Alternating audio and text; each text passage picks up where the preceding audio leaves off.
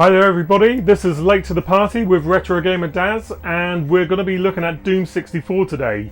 Before we do that though, don't forget to like and subscribe, and if you do want to subscribe, please make sure you hit that notification button so that you get my videos every Tuesday, Thursday and Saturday. So that's a promotion over, let's get on with the actual video. So this is Doom 64, it's a great Doom game. However, I did not bother playing it until recently, and the reason why I didn't bother playing it is because when this first came out, I did not want to own it. And why is that, would you ask? Well, it's quite simple. I thought that this was just basically a normal version of Doom. I thought that this was a port of the PC game. There had already been lots of ports of the game by that time, and I thought, I do not want to cut in Edge Games console with a 4-year-old game on it, so I had no interest in this at all. I was more excited by games like GoldenEye 007, which was also out in 1987, and I was a fool because this game is fantastic. So let me say why it's fantastic.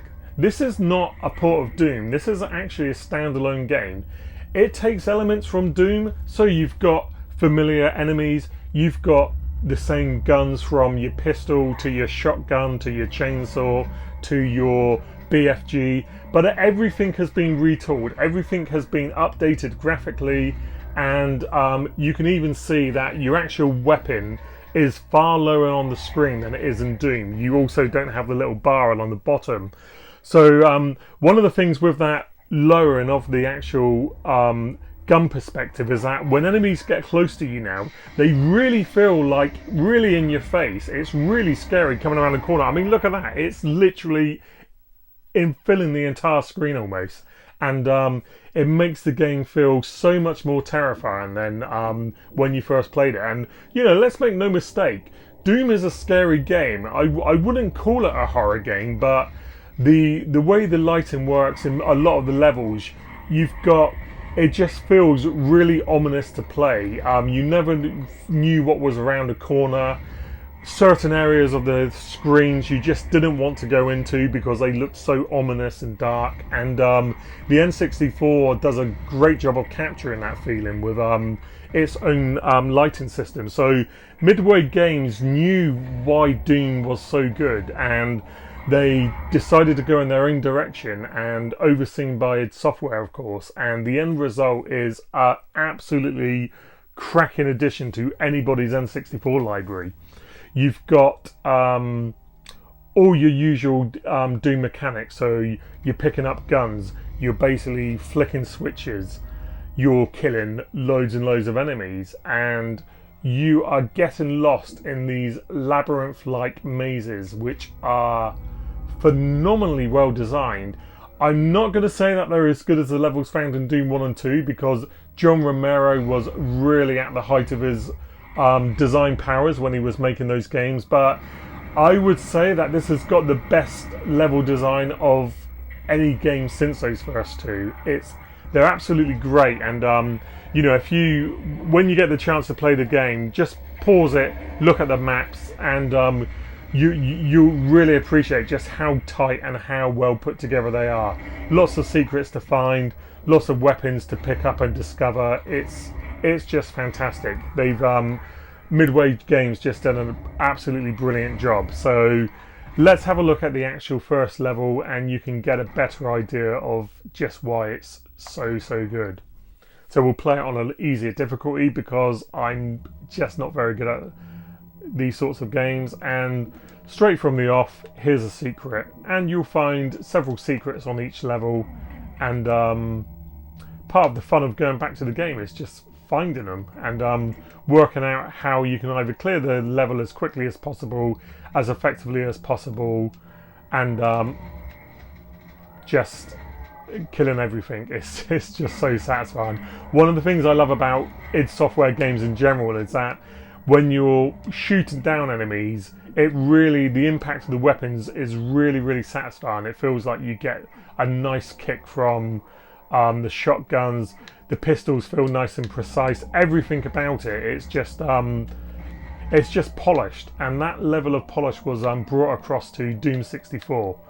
Now, one thing you may notice as we go through the game is certain areas do look ridiculously dark, and I'm not sure why they chose to do that. I'm actually playing this at the moment with the brightness all the way up, and I've even pushed up the brightness on my TV, and there was quite a few complaints about this when it first came out, and as a result they did actually change the brightness levels for, I believe, the Japanese version of the game and the PAL one. So take that into account when you pick up a copy. Nice little demon there, take him down in his face. And again, this is quite a small level. It's a good indication of how tight that level design is that I mentioned earlier. And there's plenty of little secrets to find. There's another one there. And I've got the blue key, so I'm obviously looking for the blue door, which is down here. And one of the things that you do start to find is it reminds me a little bit of Resident Evil in that initially when you're playing these games you can kind of be like wandering around for a while, not quite sure where you're supposed to be going, but when it all does come together, you can zip through levels in a matter of minutes, and it really again highlights just how good the design in this game is. Right, take these demons out. It's just brilliant. Look how much blood is spewing out of them. That was another cool thing about Doom 64, which also you got in games like Turok. Nintendo were really trying to push away from their kiddie image during the time, so there was lots of blood, lots of gore, a fair few 18 rated games compared to you just didn't really get stuff like that on the Super Nintendo. And they were serious. It didn't really work out for them in terms of market domination, because the PlayStation was just like an immense success for Sony. But this was there was a statement of intent with games like Doom 64, and I think Nintendo did a really good job of basically living up to that. So again, more demons here. Another thing that I want to mention about this version of Doom is that it has a truly phenomenal soundtrack. You're not hearing it too much here because this level is quite subdued, but the music is by Aubrey Hodges, who did the same fantastic soundtrack for the PlayStation, and it's fantastic. You've got really weird noises. There's a great level of ambience to it. There's like guttural moans, there are cries, there are screams. On some stages you can even hear babies crying, and the end result is that it gives you a really unsettling atmosphere, which is perfectly complemented by the moody lighting that the game offers. Nice password system here, so you can either use a conventional password if you don't have a memory pack, or you can simply use the memory pack that you could obviously buy for the system. So they really did think of everything, giving you different ways to play the game. So you can see now it's starting to get a little darker, which isn't ideal. So hopefully you can still get an idea of what the graphics are like as I play through it. But it's so moody, it's so oppressing at times. You'll be relieved when you can actually clear a level and just move on to the next one. But I just think this is absolutely brilliant, and I'm going to be controversial now, and I'm going to say that while I don't think that this is a better game than GoldenEye, I think that it's actually aged better from a mechanical point of view, in so much that you play GoldenEye now and the first thing you notice is that the frame rate on it is pretty poor, and Doom has none of those issues. It feels fast, responsive, fluid, and if all you really want to do is just kill monsters, this is probably one of the best FPSs on this console still.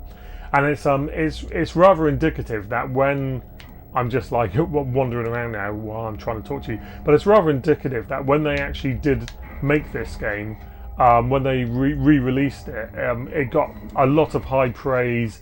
People were going on about how great the level design was, how polished the game felt, and that's largely down to the work that Midway Games did in the first place. It's just a really, really good game. So if you do want to pick up Doom, you can literally get it for around the £50 for the NTSC version, which I don't think is too bad. It's you know, it may be a little bit too much money for you, but I do think that there's plenty of game here.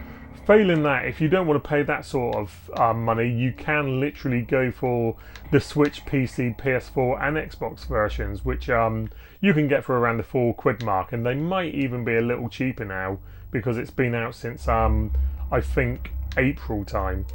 And so that's it really. It's a really great game. It's I've really enjoyed playing through it earlier this year, and you know, if you like these sorts of games, I heartily recommend that you pick it up.